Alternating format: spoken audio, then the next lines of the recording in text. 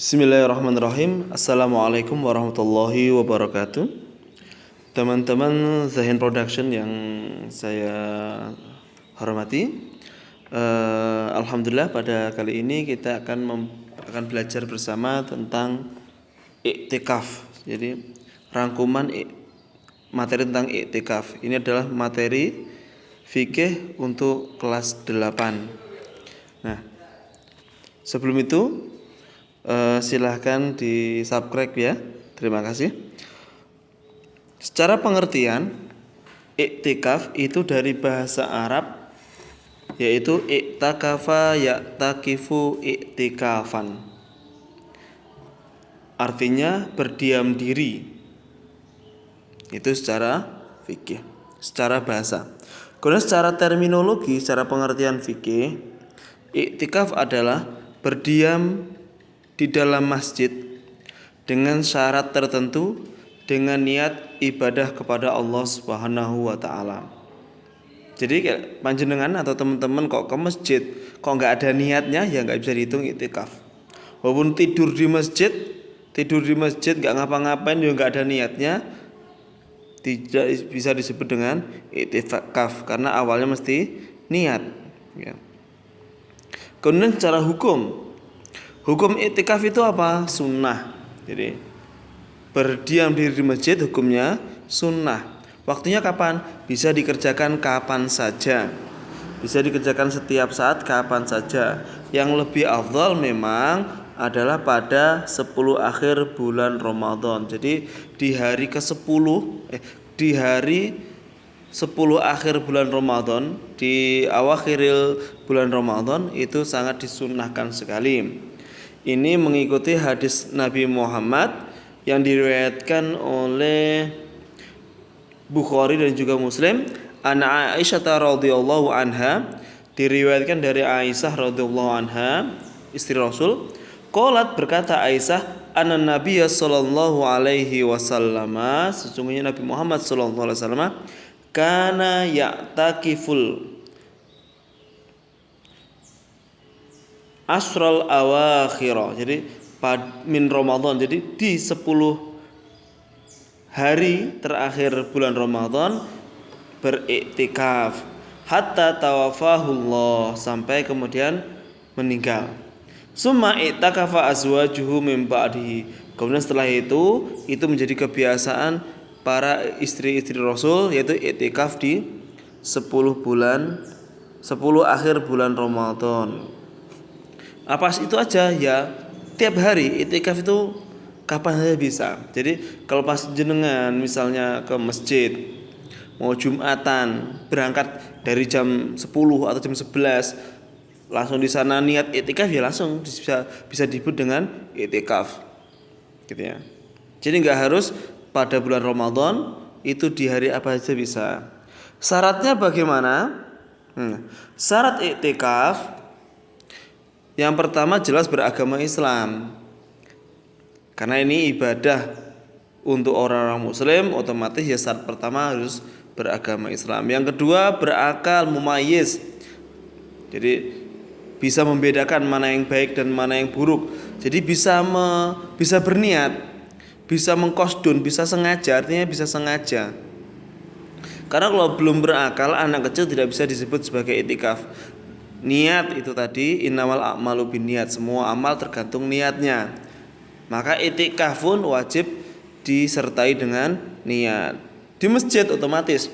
Iktikaf gak bisa di rumah, gak bisa juga di mana lagi, di pasar, hanya di masjid. Kemudian suci dari hadas besar, utamanya junub, haid dan nifas. Suci dari hadas junub, haid dan nifas. Berarti itu adalah syarat-syarat dari apa? Iktikaf. Berarti orang kalau pas iktikaf kemudian kok batal, kentut dan sebagainya, dia bisa wudhu lagi, kemudian iktikaf lagi, nggak masalah, tidak membatalkan. Karena itu bukan hadas besar. Ketika iktikaf tiba-tiba kok kejatuhan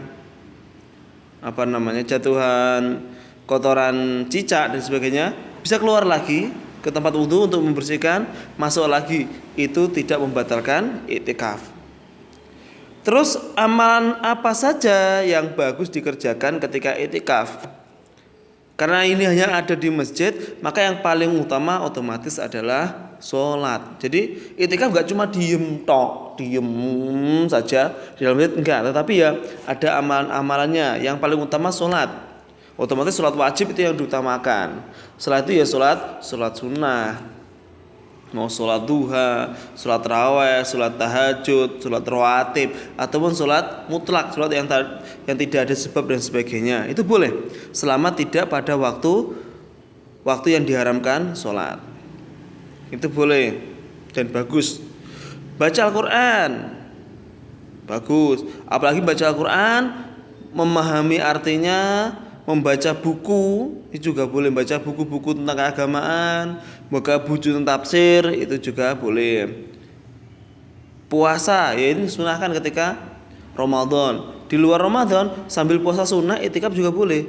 Hari Senin Kamis kok pas Seninnya libur, kemudian itikaf dari jam 7 sampai jam 3 sore juga boleh. Asal anak istri yang di rumah tercukupi kebutuhannya.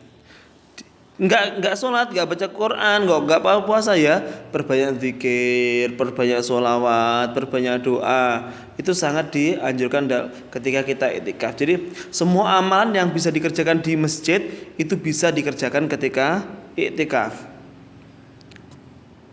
Kemudian apa yang membatalkan itikaf?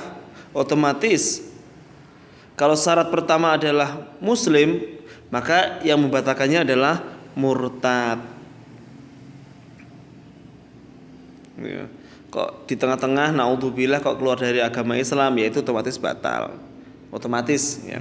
Kemudian hadas besar, khususnya junub, bersetubuh, berhubungan suami istri, haid, nifas dan sebagainya. Pas itikaf kok melahirkan ya otomatis batal dan sebagainya, haid otomatis dan sebagainya. Atau keluar dari masjid tanpa ada alasan apapun. Jadi jam 11 terus pengen keluar, alasannya bosan atau jalan-jalan, itu sudah membatalkan itikaf. Yang boleh apa? Ketika ada uzur, misalnya kayak tadi buang air kecil kemudian wudu lagi, itu masih diperbolehkan. Terus ibadah seperti ini manfaatnya apa? Hikmahnya apa? Banyak. Pertama, dengan memperbanyak ibadah di dalam masjid, di rumah Allah, itu berbeda dengan ibadah di rumah. Di masjid itu suasananya lebih tenang, sehingga hikmahnya bisa menenangkan jiwa, menenteramkan hati, mensucikan jiwa, tazkiyatun nafsi, menjauhi dari pandangan orang. Karena itikaf itu diam, melatih ikhlas tanpa dilihat orang. Karena berdiam di dalam masjid kadang nggak ada orang yang lain tahu.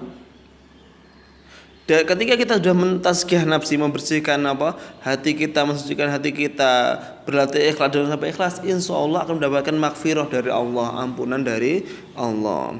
Selain itu, itikaf itu berarti kita melaksanakan salah satu ajaran Nabi, berarti kita menghidupkan sunnah Nabi Muhammad SAW. Selain itu juga ketika kita itikaf, otomatis kita meninggalkan maksiat.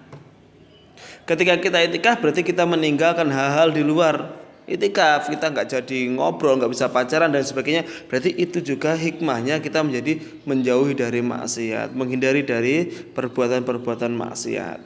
Nah, itulah sekelumit atau rangkuman tentang pelajaran itikaf, yaitu pelajaran fikih kelas 8. Semoga bermanfaat. Terima kasih atas perhatian dan subscribe-nya.